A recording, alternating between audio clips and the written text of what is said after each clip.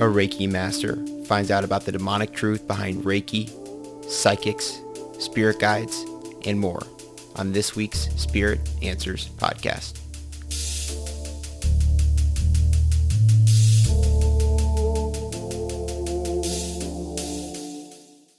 So Bella, eventually your story takes you to encounters with demons, psychics, and Reiki energy healing. But Mm-hmm. I understand that's not how your story begins. So if you could kind of take us back to the beginning of your story. Mm-hmm. Sure. So going back to the beginning of my story, I was pretty much raised Catholic, especially on my mom's side. My family was very, very religious.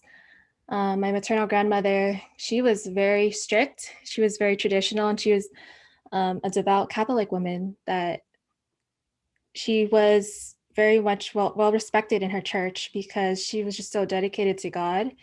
And she pretty much expected all of her grandchildren to be just like her. And so she held us up to these high standards. And, growing up as a child, I didn't really have too much of a real good relationship with God because I just never really took it very seriously. Um, I would go to Sunday school every week because that was just something that my mom kind of just made me do. But I never took it, I never really felt like I really needed to be there. I was just, for me, it was more of like a social kind of thing. And for me to just do what I was told to do. So I never really understood how God thought of me. And I just never had that strong relationship with him. And as a child, I was also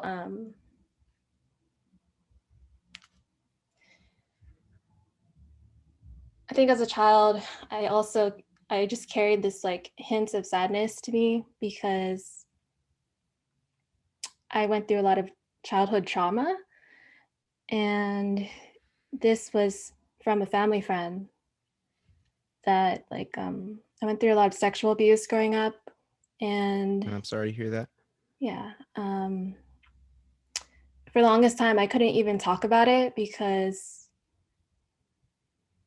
it was just so hard for me to even talk about it with anyone because I always felt like, in a way, I don't want to make other people uncomfortable. And because of the way that my parents responded to it, it made me feel like everything that happened to me was my fault and that I was bringing shame to my family. So that was kind of like something that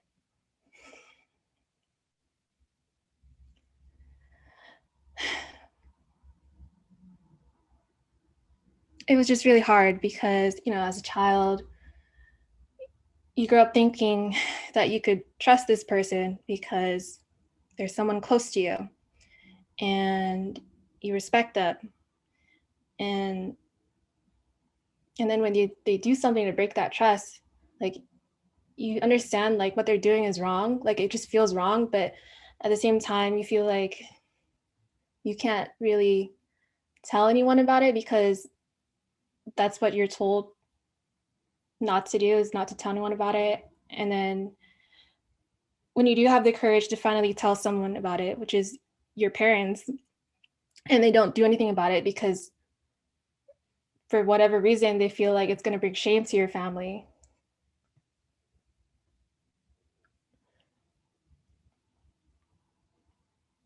it made me think that, yeah, that everything was my fault. And that was a really big lie that I believed from the enemy, was that everything bad that happened to me was the cost of something that I did. And I think that's also why growing up, I also was obsessed with being perfect because for me, that was a defense mechanism. I felt like because if I have this illusion that my life is perfect, then I'll be safe that way. And for me, that was a way for me to keep my mind intact. Yeah, so I was very much obsessed with appearing perfect, being good at everything that I did. I just felt like if I wasn't perfect, then there was something in me that I lacked, that I wouldn't be safe, in that everything would be my fault. Mm-hmm. So yeah, I carried this shame growing up, and a lot of that affected how people saw me as a teenager, was because I would drink and parties very heavily at night, but then at day, when I'd go to school, people saw me as this like smart, successful girl who had all her, like, she had everything together, and they wouldn't have known that I had this, like, a different kind of life at night, because I hid it so well. Mm-hmm. And for me, drinking was a distraction. I was partying with all these older kids, and for me, I just felt like I wanted to escape. um, yeah, that was my way of escaping the pain that I was going through.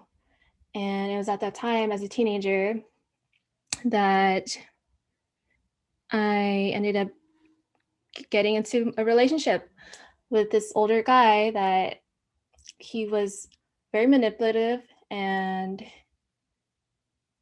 it was an emotional, physical, and psychologically abusive relationship. And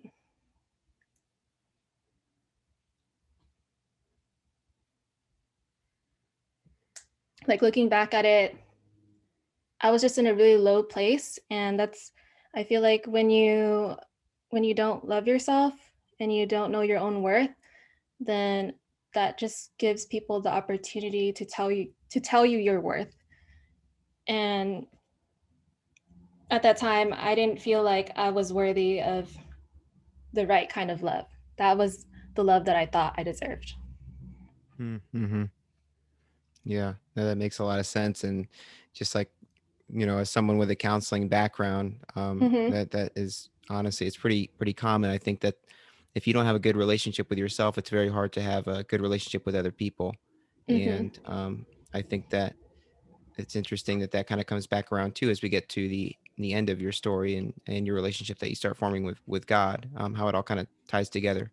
Mm-hmm. Yeah, so I was drinking very heavily and just doing all these things to distract myself. And um, so I think the new age for me was also it was a really big way for me to also distract myself, Hmm. because I thought that doing all these new age practices, in a way, I thought that these were the things that were going to heal me. But it was like this endless quest. Like, even though I was doing one thing after the other, I still felt like I still felt like my heart was not complete. Like, there was still this empty, like, gap that I kept trying to fill and fill with different new age practices. How did you start getting into them? Do you remember? Okay, so I started to get into the new age was when I had this, like, spiritual awakening. And so pretty much when I was 23 years old, um, this I had like a really terrible heartbreak. And it was after, having this really, like, deep, intense connection with this guy, that I thought like I thought this guy was my soulmate, like, looking back at it. But it was just I just hadn't experienced that type of relationship before. And after we ended, it was just it was a really terrible shock to my soul. And I just felt like a part of me was just ripped out. Like, Hmm. which is why I think that soul ties are very much very real. I don't know if you know about those. Yeah, um, I would agree with you. yeah, yeah, but it pretty much this was a soul tie. And pretty much what it ended, like we were connected to each other in the spiritual realm. So when we ended, like, like it really, I could really feel like my soul was like ripped out from me. Yeah. And was part of that, do you think it was just like the relationship that you had, or was this other person also like involved in the new age? No, he was not involved in the new age. Uh-huh. I didn't get into the new age until after this happened. Uh-huh. We were just, I think it was just the connection that we had. I think Yeah. it was because this person also was we were both very hurt people. We both had our demons. And I think because we had this trauma bond, that it connected us in a way that was very intense and very powerful. And that was kind of like how this soul tie kind of happened, you know? Um, Right. And just so for other people that aren't maybe aren't aware, so a couple terms there. So the new age is really just like a spiritual, different types of spiritualities, mhm, kind of pulling from different types like Hinduism, Buddhism, really all different types of spiritualities, and taking whatever kind of works for you during your along your kind of spiritual journey. And mhm, then a soul tie is kind of it's what happens in relationships, usually very close relationships. When there's, typically between two people, and it really represents an incredibly strong emotional and spiritual bond with another person. So I just wanted to mhm. make sure that people kind of understood those terms before we keep going. But keep going. I didn't mean to interrupt you. Oh yeah, no, no, that's fine.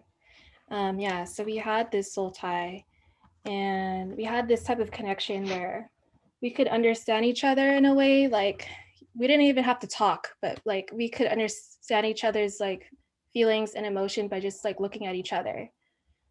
He was like my opposite, you know, and I was his opposite. And yeah, so pretty much after we ended, it triggered this really like it triggered this awakening in me, because that's when I started to see numbers. You know, I didn't know about numerology before then, but I started to notice different numbers kept repeating in different areas in my life. Like I would see the number 555. I would see it repeating like on billboards or on receipts or like even on license plates or the time on the clock. Like I would notice these things, and I was just thinking, you know, like this can't be a coincidence. I just thought like something like some higher power is trying to like reach out to me. And so that's when I looked it up on the internet, and that's when I learned that it was an angel number. And it meant that I needed to release the past and all these old paradigms. And I truly believe that there was something big that was going to happen in my life, because that's what it also meant. And that I needed to let go of whatever was weighing me down, just let the past go. And so, because I was getting into numerology at that time, um, I think that's also when I started to get like more interested in like seeing psychics. Um, oh yeah, but before I get into that, I also was having like these visions in my dreams, or like prophetic dreams of things that were going to happen in the near future. Mm. And most of these dreams were about like things that were going to happen like to other like people, or like people reaching out to me. Um, so one of the dreams that I had was that one of my best friends, she gave birth. And for me, this wasn't a literal dream, but I interpreted it as like a figurative dream of something was gonna end in her life so that another thing could begin. And she was like, yeah, you're right. You know, my husband, he's leaving for the military, and I'm gonna have to learn how to be more independent without him, because I'm so used to being so codependent. And now this is the end of that, and I have to learn how to be more self-sufficient on my own. And then I also had like literal dreams of like people that were gonna reach out to me. Um, like one of them was with another best friend. I dreamt that she was gonna text me, and then a few days later she did. And I also had a dream that the guy that I had the guy that broke my heart was going to reach out to me, and he did a few days later. Wow.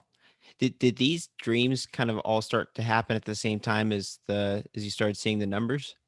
Yes, so both of these things were happening at the same time, and I really felt like something like supernatural was like kind of happening to me in a way. There was a shift somewhere. Yeah, I definitely noticed that. Um, and that was the time, like after that started happening, I just felt like I needed to talk to someone about this, because Hmm. it was very strange, and I just felt like the universe or was like talking to me. So that's when I visited a psychic, and everything that she told about me was true, and I was shocked. I was like, wow, like this is all real. And that's, I think after seeing that psychic, it kind of opened, it was like the kind of like the gateway to the new age for me, because I wanted to like really explore different aspects of the spiritual world after that. Yeah, that's a lot.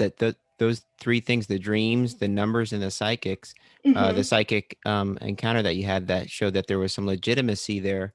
Mm-hmm. I mean, once because the world really teaches us that there's nothing more than this material world. So once you start to kind of have a little bit of a taste that there is something more, that's a really, even though as we go along, we'll find out that it's not as it seems. It's a very powerful moment. Mm-hmm. It definitely was. And yeah, so I started to do a lot of, I dived in deep into the new age, and like I was pretty much obsessed. Like, and I don't even think like obsessed is a strong enough word to describe like how immersed I was, because new age pretty much was my whole like my whole life, like I really, and it was hard like coming out of it too, because it felt like my whole world just went upside down. But yeah, some of the new age practices that I did was that I was really much into like meditating with crystals. I would meditate with crystals over my chakras, and I would meditate very heavily, like for hours, like every single day. I wanted to, like, it became to the point like I was meditating not only to like heal myself, but I wanted to like have higher consciousness, which Hmm. it's like, what does that even mean? Like, Looking back now at that particular period, like, do you feel like you were having some kind of like quote success with that? yes, I was like, because I was also, I was meditating also to have my third eye fully opened. And that was a really kind of like a scary part of my journey at first, because when I first started doing that, um, I hadn't done enough inner work, that I was pretty much an open like portal in a way, like an open channel for spirits. And I had this one encounter where I remember this was right after like I had meditated for like 4 hours straight.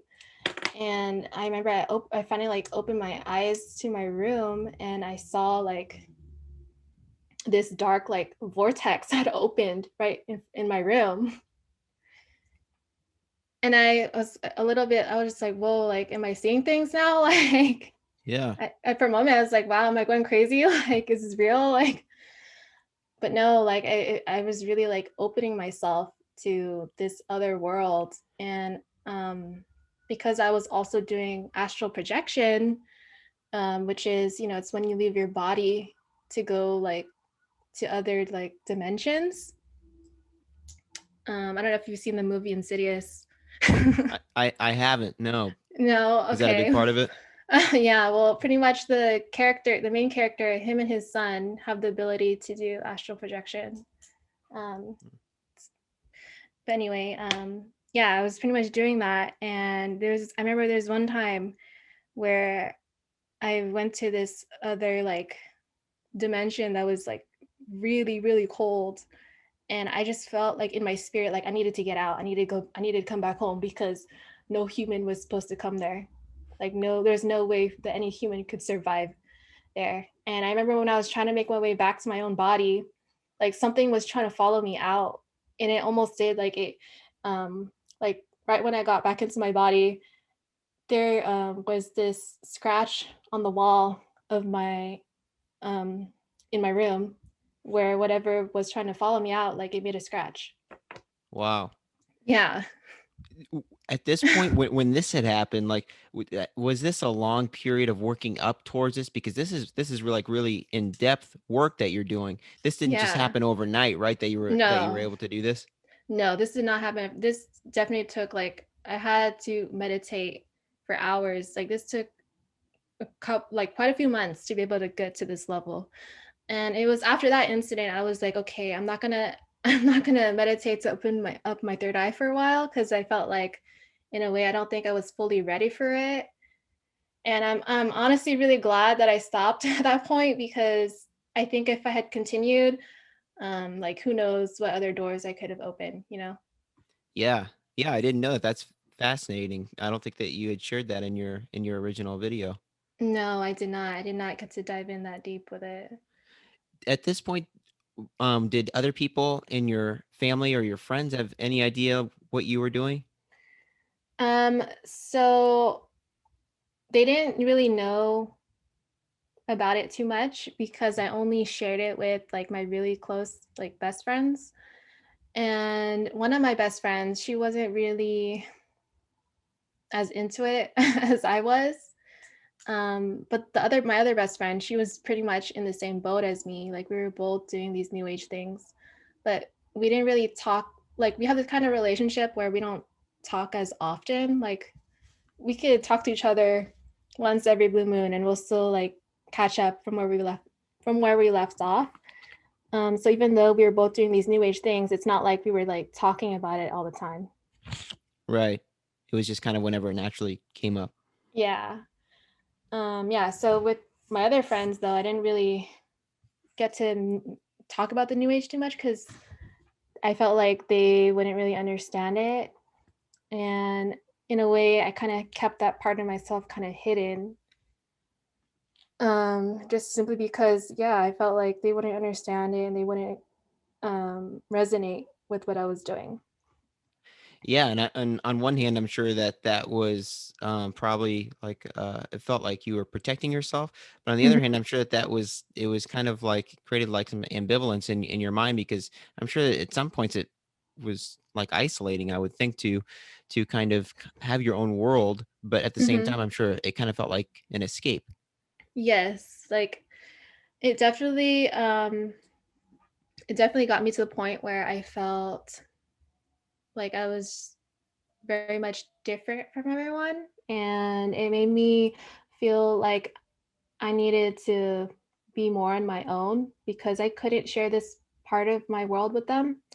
And even with the guy that I was dating like 2 years ago, I never told him really about it. Like I would tell, I would just he knew about the Reiki, but he didn't know about like any of the other stuff that I did. Um, I was also very much into things like feng shui and reading books on quantum physics and law of attraction and yoga. Um, what else? I was also into,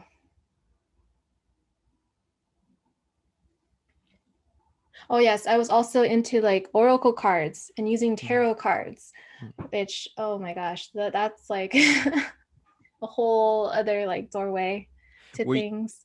were you using them like to help other people, or were you seeing people that were using them?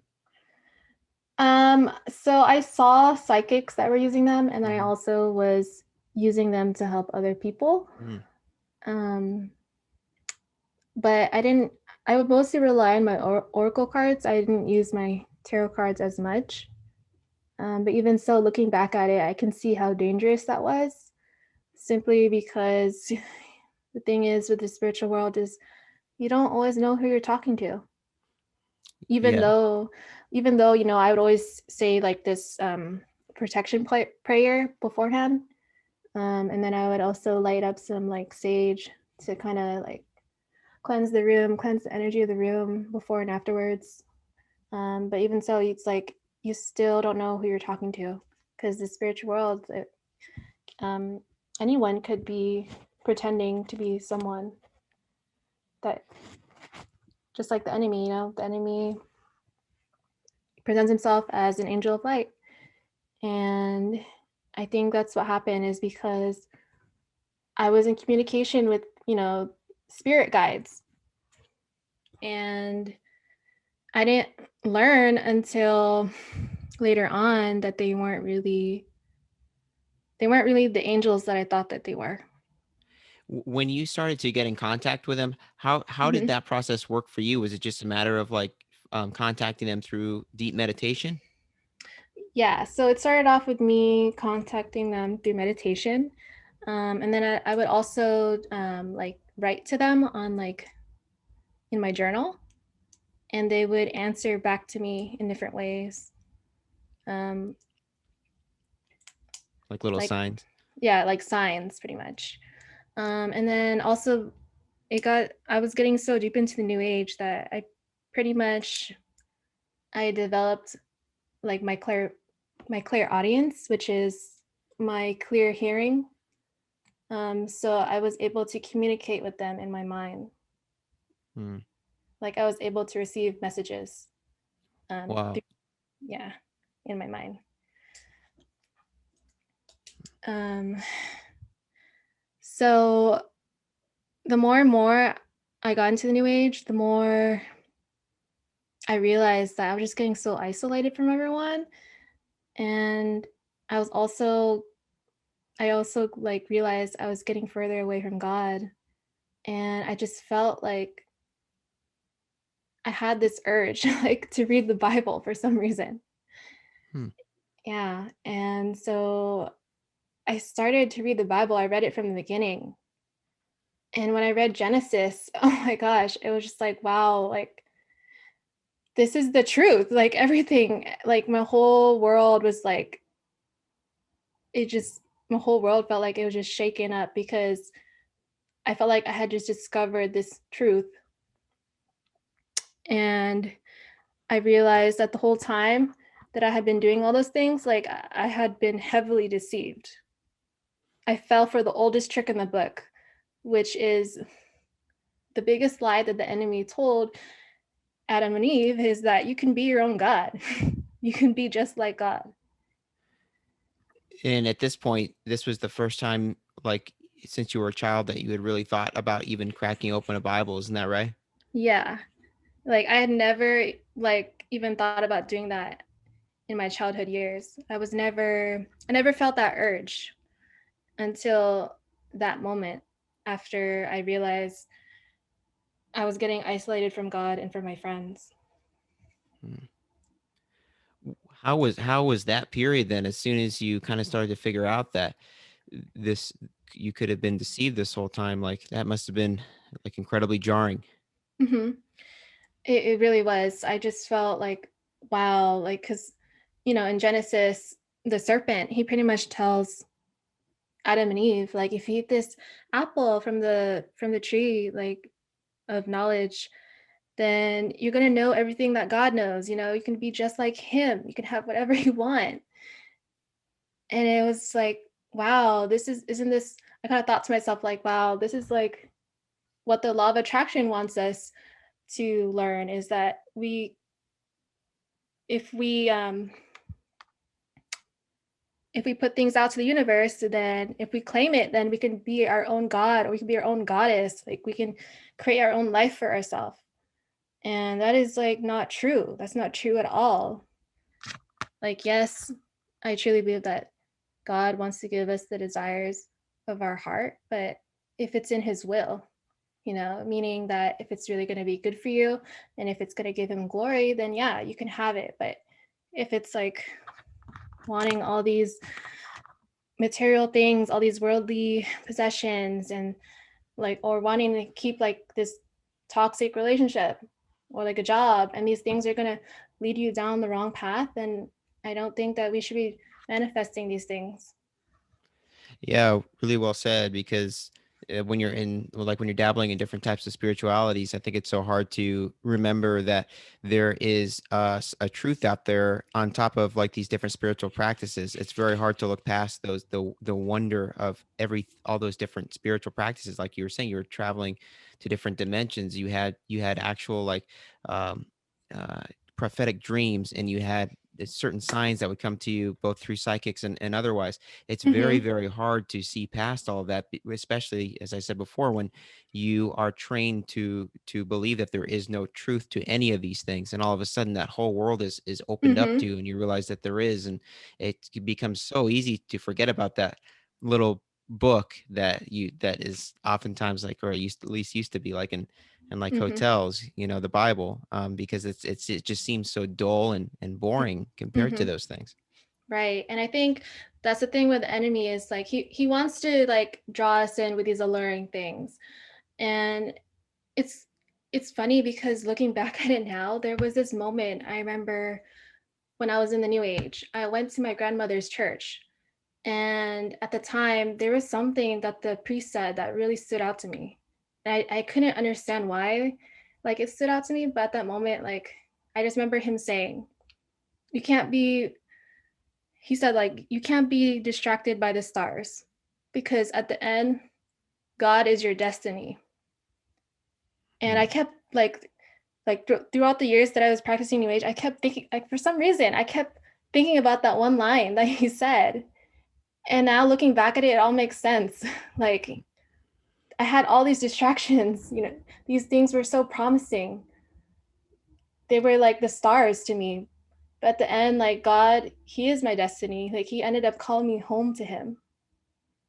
Well, yeah, that's beautifully said. It's so easy, I think, to get distracted by the created things, and instead of really coming back to the creator of all of the created things, especially when those things are so wondrous, like the stars, or Mm-hmm. even crystals. So Mm-hmm. wow, what a message there. Yeah. And then, yeah, so when I started to read the Bible, I actually started to get very heavily attacked by the enemy because when the enemy knows that you're going to be closer to God, he doesn't like that. He wants to keep you away from him as much as he can. So, of course, he's going to attack you before, like, he wants to stop you from getting close to God. So that's what was happening to me. Is the more I read the Bible, he wanted to keep me away from God. And that was when I started to have like these attacks through like sleep paralysis at night. And I was visited by my spirit guides. And it turned out they weren't even real spirit guides. These were demonic beings that in the whole time I had been in communication with. And I had not even realized it until they showed me like their true form. How did you know it was them? Because I called out to them. I said, because they appeared before me, and then I asked them like, is this really you? And then they showed me their real, like, what they really look like in the physical form. What did they look like? It just looked like kind of like, in the movie Insidious. Well, you haven't seen it, but yeah, it was just like one of those demons. I'm sure many other people have seen it. I see like two movies a year, but I'm sure many other people have seen it. So I'm sure that's helpful for many people. But they did, Yeah. but they to like the main point is that they did look demonic. Yes, like Mm. there was nothing like human about it, or like it just it's really hard for me to describe. Mhm. Like, um but it was just very intense and really, really scary. And this was all kind of happening around the same time as the sleep paralysis at night. Yes, Mm. like this would happen, yeah, during my sleep paralysis. And I actually my last sleep paralysis episode that I had, it was like 3 in the morning. And I remember um, I woke up. So, what happens in sleep paralysis is that pretty much your mind wakes up before your body wakes up. So, even though my body is still technically asleep, my mind can be on already. Like I could see things in the room, I can hear things as well. Yeah, so I woke up, but my body was still asleep. And I just remember thinking, oh no, like I'm having this episode. I need to wake up right now. And, but my body was just shaking and I couldn't get my body to just get up, you know? Yeah. And so my body kept shaking. And then I noticed that out of the corner of my room, in my, like from my closet, I noticed this really dark figure starts to materialize and it walks out of my closet. And it was the enemy, you know. He spoke to me like, and it's like really scary for me to even to acknowledge that, because normally when it comes to sleep paralysis, I don't hear things like I'm from the beings that I see. Like I don't actually hear their voice, but I clearly heard his voice because it was right in my ears. Like it was very smooth and it was very velvety and charming. It was I was like, wow, like I don't think I'm crazy because this hasn't happened to me before. Yeah, that's a great point. This had never happened to you Yeah. until you started renouncing some of these practices. I mean, Yeah. you've gone your whole life and this never happened to you. Yeah. This is like the first time that this has ever happened to me. And when he started speaking to me, he said, and he saw me, you know, shaking because I'm still trying to like wake up my body, but I can't. And he said, I can see you struggling. And when he said that, I felt like he was trying to keep me trapped in this level of fear. And Yeah, I just remember, what a nice thing to say to someone. yeah. Very spirit guide like, very nice. Yeah. And then I looked at him and I told him, like, no, I don't believe in you. I believe in Jesus Christ. I don't believe in you. And then he just kept laughing at me. And then I just kept repeating, like, no, I don't believe in you. I'm a follower of Christ. He's my Lord and Savior. I just kept repeating that.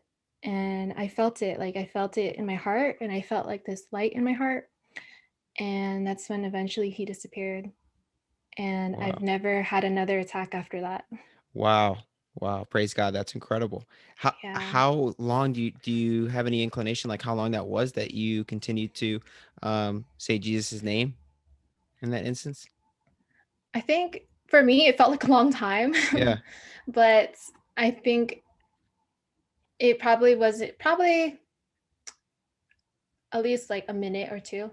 Yeah, that's Yeah. really fascinating, and I just asked Yeah. that because some people, it seems like it happens very quickly. As soon as they say Yeah. Jesus' name, the beings will vanish. Other Yeah. people, it takes a little longer, and I think that Hmm. maybe there's like different variables that play, like how much, how in depth you got into some of these practices, like some of these different spiritual practices, and I also think that it just kind of varies as well, like depending on the situation. Like this, you said that this was the last time that you've had this happen to you. So it sounds like the enemy was really trying to give you like all that he had. Hmm. This was like like the final fight, so to speak. Yeah, exactly. I felt like it was kind of like that final like showdown of but I definitely like showed him that I wasn't gonna be on his side anymore, because the whole time that I had been doing the new age, I was pretty much working for him and I didn't even realize it. So where does your after this happen? Like where does this leave you spiritually? Like at this point, I would think that you were pretty much like completely done with the new age, or was there any lingering things that you were still kind of dabbling in? So at this point, I decided that, you know, I was gonna leave the new age and throw away all the things that I had associated with it. So this meant like throwing away all the books and all the crystals and all the sage and everything. Like I just threw them all away. And yeah, I didn't want to give away any of the books to anyone because I felt like I don't want to give things away to people if I feel it's really harmful. Um, but I think one of the hardest things for me to let go of was the idea of like reincarnation. Yeah. um, because for me, I like really believed in that stuff, and especially because I also had like this past life reading, and I felt like everything in that past life reading really resonated with me. So learning to let go of that was really challenging. Um, but I also realized that the enemy is a really good liar. Yeah. How was that process for you? Do you remember how you were able to find out the legitimacy of reincarnation, like the fact that it's not as it claims to be? Was it just like delving into the word? What was that like for you? For me, it was just more like delving into the word more and just building my relationship with God and finding my identity in Him, like Yeah. learning that I don't need to be validated from all these other like sources, because at the end of the day, like Jesus is the one who validates me. Yeah, there's definitely something supernatural. You want to talk about supernatural that happens as you continue to delve into the Bible and really have like look at it with an open mindset. But I also Mm-hmm. think it's interesting too that like you can go on YouTube and look at some of these other like new age to Christianity testimonies and how many other people had a similar experience to you in the new age where they're talking to spirit guides and dabbling in other spiritualities outside of Christianity, and Mm-hmm. they also almost every single time that these different people believe in reincarnation as well. And then Mm-hmm. as soon as they start to come to the same realization as you that the spiritual world there can be deception there, it's like things Mm-hmm. in that world are shapeshifters. You never know what you're encountering. That all these beings that they're in, these shape shifting beings, and that now we know to be demonic. All of them Right. claim that it seems to be almost all of them claim that reincarnation is real. So I just think that that is an incredibly important thing to highlight, which is that Right. why is it that all of these shape shifting beings in the spiritual world claim that reincarnation is real? It seems like none of them none of them say that it's like the way that it works in the Bible, which is that we have Mm-hmm. one life and there's only or two places that we can go. So I just think that there's something going on there. There has to be more than just a coincidence, I would think. Right. I would think so. I think it also because it takes away from the idea that there's only one life, that people think, oh, because I'm gonna have another life after this, I don't have to like be perfect, like I don't have to be a good person in this life. Like, in a way, it kind Right. of takes off that pressure of, because you think you're gonna have another chance at another life, like it feels like you have this license to sin and do all these things. But Yeah. no. And who cares if I die because I have another Yeah. shot? Mm-hmm. I think, yeah, that's something, that's just a tactic from the enemy in a way. A lot of these are just tactics, they're strategy. Exactly. And when you have thousands and thousands of years to game plan, it's very, Mm-hmm. very hard to, as a human being, to decipher these things if you're not firmly grounded in some kind of a truth. So Exactly. it's, I think it's very understandable that, people like yourself and myself, if we weren't firmly grounded in this, it's very hard to navigate. It's very hard to navigate. I agree. I think looking back at it, I was very vulnerable, and in a way I was very gullible, because when you're, especially, I think a lot of people who are drawn into the new age, they come from a place of pain and wanting to heal themselves and other people. And also a lot of people who go into new age are just like truth seekers. Right. They're looking for some of the answers to those questions, like why are we here? What is the Mm-hmm. meaning of life? Which really, when you think about it, makes it all that much more cruel that the enemy would then exploit people that are really, really diligently searching, like from the bottom of their heart, for these answers, and then to use them and to manipulate them. It doesn't get much worse than that in my, especially like you were saying that a lot of times people like this have some kind of wounds in their background that kind of draw them to wondering, Mm-hmm. why did I have to go through this? Why am I having to suffer like this? Mm-hmm. Exactly. And But, when I started to read the Bible and really understand like everything, it clicked. And I realized, the enemy, he knows the Bible too, which is why, he wants to draw us away from it. Yeah. Yeah, yeah, and that's a great point because even in the New Testament it shows that he even quotes scripture to Jesus, but Mhm. quotes it in a way that just like the New Age is like there's truth mixed in with some lies. He just turns that dial from just a little bit like from where center point to the left or right, and that's when it gets hard to really navigate these different truths Mhm. when lies are mixed with truths. Exactly. And he also likes to attack people when they're at their weakest. I was at a really weak point in my life. And, even the enemy, he even tried to attack Jesus when Jesus was fasting for 40 days. The enemy began to talk to him about bread. And, knowing that Jesus had a weak point there, like his stomach was empty. And I think that's what the enemy kind of looks for. He kind of looks for places where you feel like you're empty, and he tries to tempt you with those things. Yeah, and I think it's interesting too when I think about your story and your background, like the traumatic background that you had growing Mhm. up. There, there are a lot of people that are similar to you. I didn't realize until I came out of the New Age that many of the people that have had like demonic or even UFO or alien encounters, Mhm. it's some like insane correlation of people that have been like especially like sexually abused as a child and have had these UFO encounters. It's something like 70 or 80%. And every Mhm. single time in these encounters, as soon as you say Jesus' name, these UFOs or alien or demonic beings disappear. And so I think that really speaks to your point that the enemy really tries to exploit the people that are going through these hardships, Mhm. especially people that have really deep, I think, spiritual wounds that can happen from something like a deep trauma or sexual abuse. And Mhm. from there, I think he knows that there are going to be a lot of people that are suffering that are looking for answers, and even if it comes into the world of aliens, there are people that are that gives them some kind of peace, and Mhm. and the enemy knows that if he can exploit that part of that person, he can lead them down the wrong path. So it Right. really it's just interesting to me to see how this all ties together, and it all kind of correlates. It's really fascinating. Mhm. Yeah, I agree. So, so at this point, you said you started to renounce everything, but and you had just gotten through your last encounter, your last sleep paralysis encounter.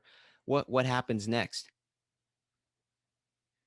So after that, I really just recommitted myself to the Lord, and in a lot of ways, like I've changed so much. Like I don't drink, or like I don't like party like as I used to. I don't even dress the way that I used to dress. I used to dress in a way that was like very provocative. And for me, looking back at it, I think I was trying to like emanate, like goddess energy. And I realized like, no, like I think modesty is really important, um, for many different reasons.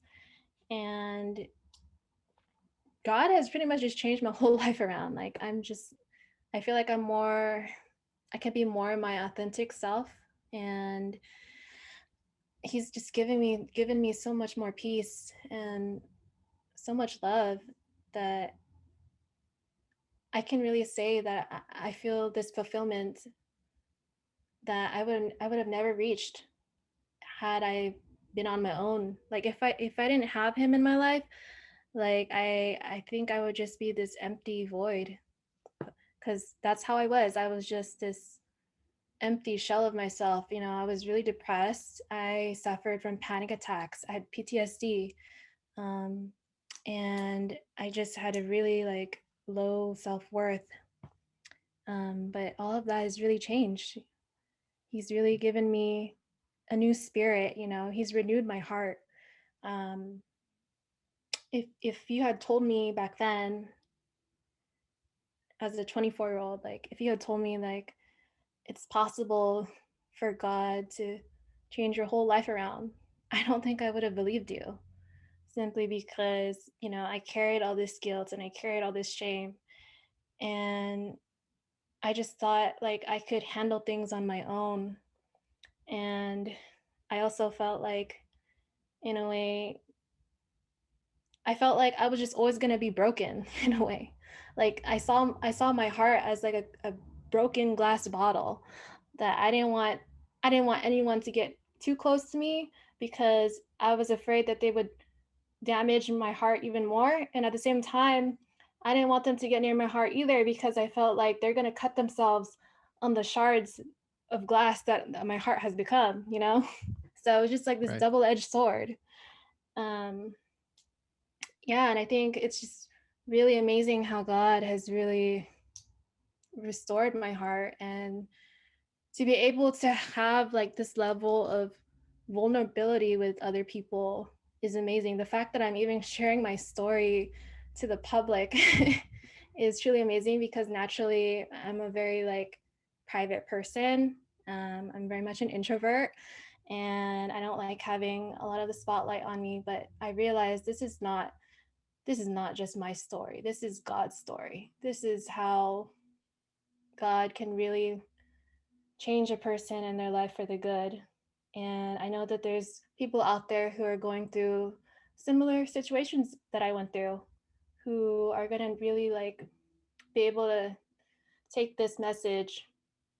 And I really just, that's just really my one hope is that to be able to share the good news of the things that God has done in my life because I feel like this is going to help other people. Yeah, beautifully put.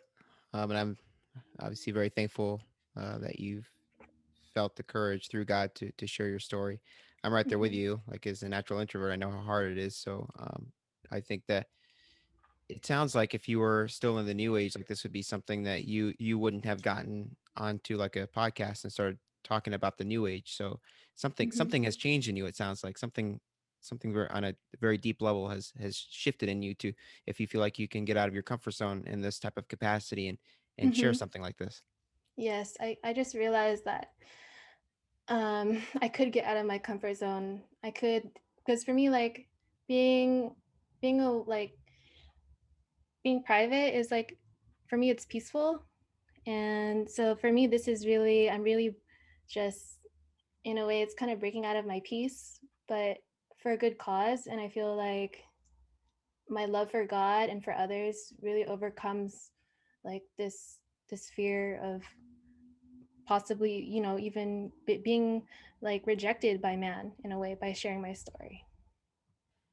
Yeah. Yeah, it comes back to that pride that it talks about in the Bible, which I didn't realize until I became a Mhm. Christian, that pride isn't just about how we feel like about ourselves, like that where we like Mhm. quote love ourselves too much. It also comes back to how if we're putting too much stock in the opinion of Mhm. men or other people, and if we let the opinion of other people dictate our life, that is also another form of pride. And it's those Mhm. that's just like a small like snippet of things that I had no idea that the that the Bible talked about. I was like, are you kidding me? Like that's really insightful. That's really there's a lot of depth to that. But you Yeah. would think just the way that the world promotes the Bible and Christianity, it would never touch on something so powerful like that, for instance. Exactly. And I think that's what really differentiates Christianity from the New Age is that, yeah, even though the New Age teaches you that you're supposed to let go of your ego, there's still a lot of like ego-driven things hidden underneath all those New Age practices because you're pretty much telling yourself that you're your own God and you're pretty much putting yourself at the same level as God. Whereas, Christianity is more about dying to yourself so that you could follow God and be more Christ-like. But that doesn't mean that you are your own God. Yeah. Yeah, 100%. I also wanted to circle back real quick to when you were talking about how you never thought that this could be possible and like that Christianity was real. It makes me think about like I've had this like analogy or this metaphor in my mind, which is that like when you're in the new age or not necessarily in the new age or in other spiritualities besides Christianity, like before you realize that Mm-hmm. the Bible is true and God is real, as is mentioned in the Bible, I really think about it like in the way of that you are in like a sandbox and you're enjoying playing in this sandbox, and it's really satisfying for you, or you think it is. But it's very small, but but you have everything that you need in there. You have the sand, you have the all the, you know, like the toys that you want. But just to your right, there is this wall, and it seems like there's different openings in this wall, or different ways it's seemingly to get through the wall, but you have no idea how to get through it, because it's not, none of the openings are very clear and cut. You definitely have to work to find these openings and to open them, and you have no idea what's on the other side. And so I think Mm-hmm. many people, I think, are content with staying in that sandbox, because that's, to them, that's all they know, and that's okay. But if Mm-hmm. for the people that take that extra work, because it does take some work to really dive into these really difficult subjects like truth, why are we here, what happens to us when we die, that's tough stuff. But if you Mm-hmm. really take that energy and you go and you start examining those different cracks in the wall and how to get to the other side, I view Christianity as like, on the other side there's this beautiful ocean and like this beach, and just like it's just like more immense and satisfying than the sandbox, the little sandbox that you were in. But you had no idea that what you were in that whole time was not as satisfying as something else out there. But because you took Yes. that time to get to traverse that wall, and you had it, you followed your curiosities, you were able to find something that is so much more meaningful, and there's so much more. I just think that peace and contentment, and what an awesome experience, I think, to be on that beach as opposed to being stuck in the sandbox. So what you said really resonated with me, because it makes me think about that Mm-hmm. particular metaphor. Yeah, I think that's really like beautifully put. Um, and I think it's kind of funny that you put it that way, because when I was in the New Age, that's kind of the way that I viewed the New Age, kind of like as that ocean. And I thought like Christianity and other religions, you're pretty much just putting yourself in like a bubble of like say you're a fish, like you're just putting them inside this little aquarium, whereas for me the New Age was the entire ocean. Mm, but well, but now that I like but now that I really see it, I think it was the other way around the whole time. yeah, it's very hard to see that. You have no Yeah. idea until you take that time to start examining your surroundings, because, like I said, that takes energy, and it takes a lot of work, and it can be very painful to examine Yeah, your surroundings. right, yeah, it can be very painful. I agree. Um, Pursuing a relationship with God isn't all about the blessings that He gives us, but it's definitely like a byproduct, I would say, because like any good parent, God, I think He wants to bless us, and I think that's what the Bible says. Mm-hmm. Which is something that, for whatever reason, I think that some Christians are hesitant to discuss this part about God, that He wants to bless us, and I think that maybe some of it kind of overlaps with some of these things that we've been talking about. That it does kind of overlap with the New Age a little bit. It sounds kind of New Agey, but Mm-hmm. really, if you look at the Bible, it does say that God wants to bless us. Because He loves us. What Yes. are some of the blessings now, as you've become a Christian, that God has given you? um so God has given me many blessings since becoming a Christian. Some of them are small and some of them are big, but they all, to me, a blessing is a blessing, regardless of how big or small. And I want to say one of them was being able to move to another state on my own. And I didn't even know anyone when I moved out. Like, I just felt like this was something that God was telling me to do. And I just trusted Him. I trusted in His plan for me. And He just told me, just go here, have faith in me and trust in me, because I'm going to lead you somewhere good. And so I moved out, and I didn't even have a job that was guaranteed, or like an apartment. Like all of these things, they just they came into alignment at the last minute, because these were things that God wanted to bless me with. Wow. And yeah, this is actually a story that I was planning to share on my YouTube as well. I'll go more like in depth with it.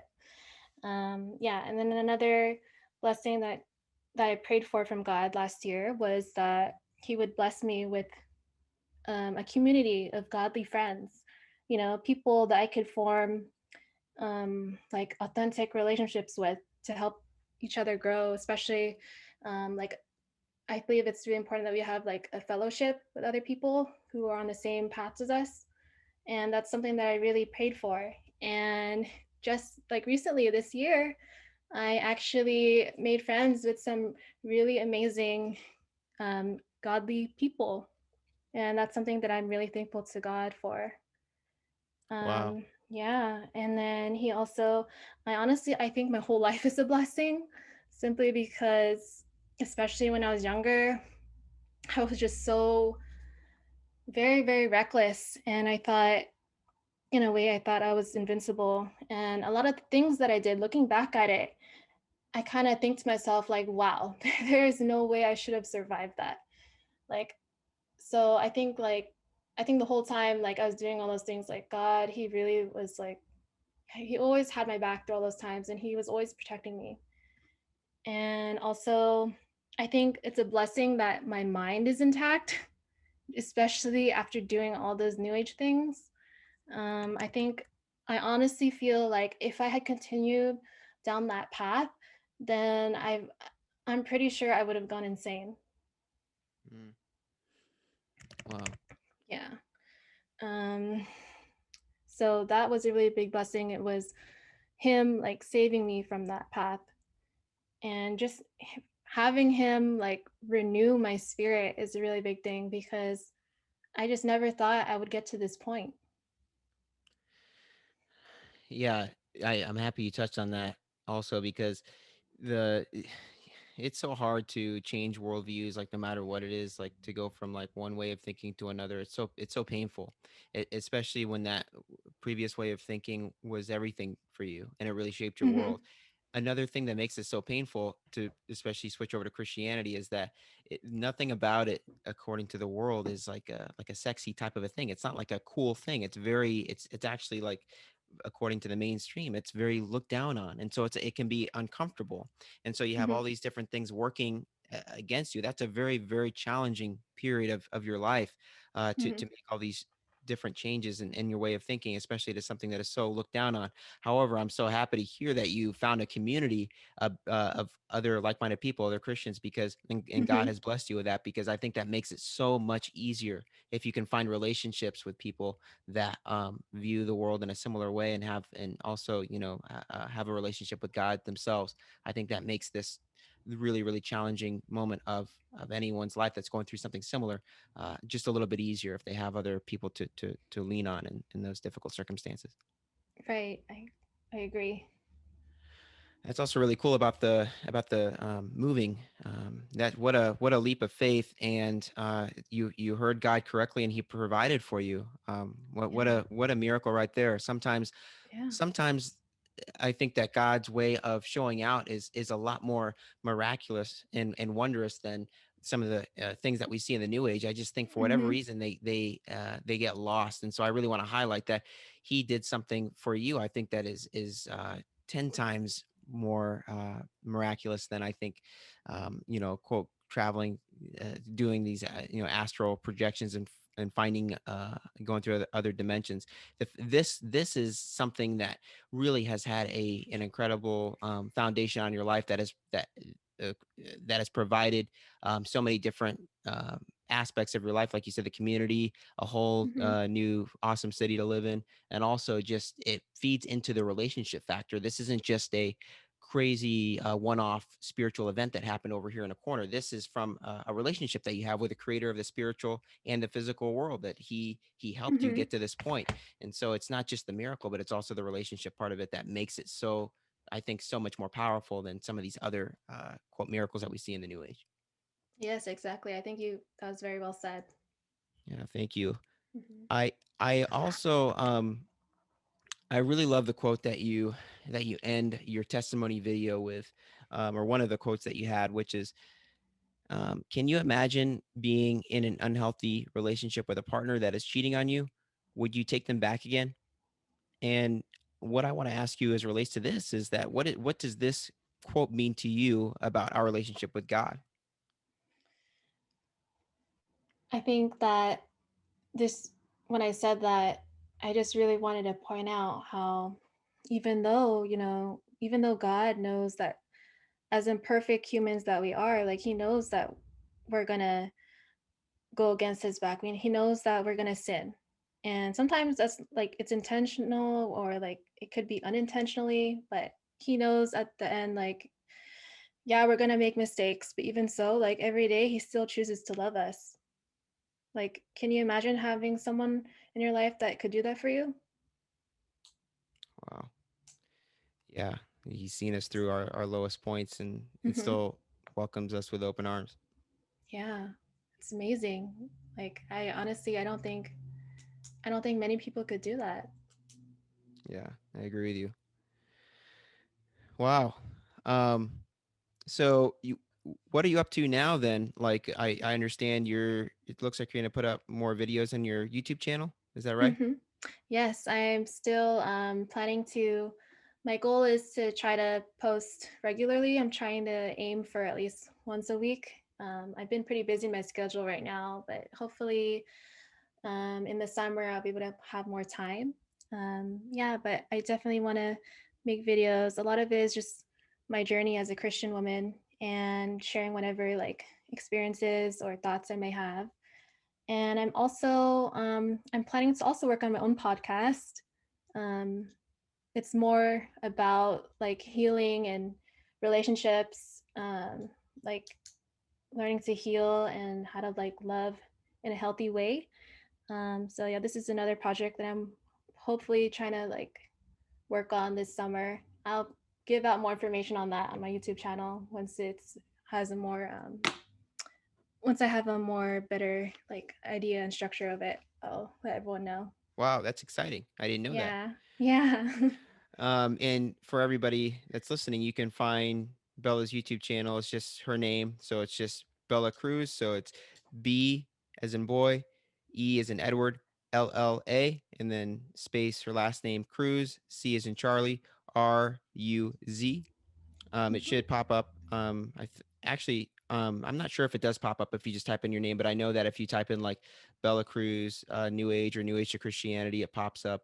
You Hmm. should have no difficulties finding it if you include that. And yeah, I really recommend her channel. I really like her testimony video, which is a great thing to share. And also, I like she has a video that she came out with right after that. It's just called dressing. I don't remember actually exactly what it's called, but it has to do with just dressing modestly as a Christian woman. And I think that I thought it was really well done and really has a really powerful message that I think that unfortunately isn't really brought up that much today. Hmm. But I think it's something that we need to highlight a little bit more. I think it kind of gets lost in the shuffle of other things that we like to talk about in church. So I'm just thankful that you came out with that video, and I really like the way of that you have your channel orchestrated as well, which is that you kind of utilize that relationship again, just like kind of letting God lead you where He wants you to go in terms of the content that you put out. So I'm excited to see what you and God have in store for the future. Oh, well, thank you so much. I'm also very much excited for like your podcast as well. I think it's really great that you're also being led by God. Yeah, thank you. Really appreciate Yes. that. Hmm. All right. So, Bella, I want to thank you again for taking the time to join us and sharing your really powerful story with us. I can't thank you enough for that. And I just pray that that your story will be able to help more people out there. And I really have no doubt that it will based off of the testimony video that you've already shared. So thank you again. I really appreciate it. Oh, yes. So thank you. Well, that's the show this week, everybody. Thank you so much for tuning in. I really appreciate it. I hope you found this episode to be helpful. If you did, please subscribe or rate and review us wherever you're listening to this, whatever podcast app they're using. That really helps us get the word out there, continue to spread the word for people that don't know about us, and just continuing to help spread truth. Again, I'm really appreciative of that. Also, just a reminder, we have a Facebook group as well. We would love to have you over there. It's just called Spirit Answers. You can interact with most of the guests that we have on this show over there. And we are continuing to post relevant topics about the supernatural and the paranormal and how it relates back to truth and Christianity. So again, visit us over there. We would love to have you.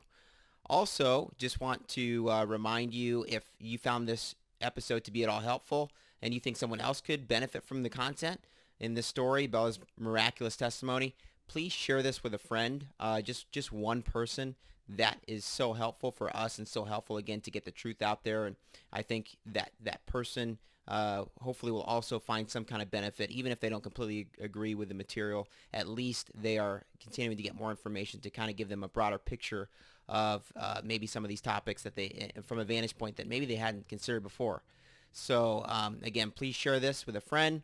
And lastly, if you are someone who's still maybe kind of on the fence with this whole God thing, I would ask you to please do something that is simple, which is to ask God to reveal himself to you by prayer. I would ask you also to ask God to just guide and direct your steps. I really think that if you do this honestly and earnestly and with an open heart, that you will find some success with it, and you will be really pleased with the results. It may not happen right away, but if you are earnestly searching for truth and searching for answers and trying to find out if God is real, I would ask you to try this. What could it hurt you? What could it hurt you? So please do this, and if you like, feel free to write me with the results of that. I would love to hear how that goes. I know that God loves you, and he wants nothing more than to have a relationship with you.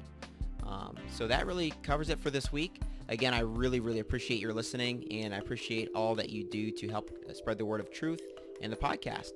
I hope that you guys have a great week, and we'll see you next week on Spirit Answers Podcast. Have a great week, everybody. Bye-bye.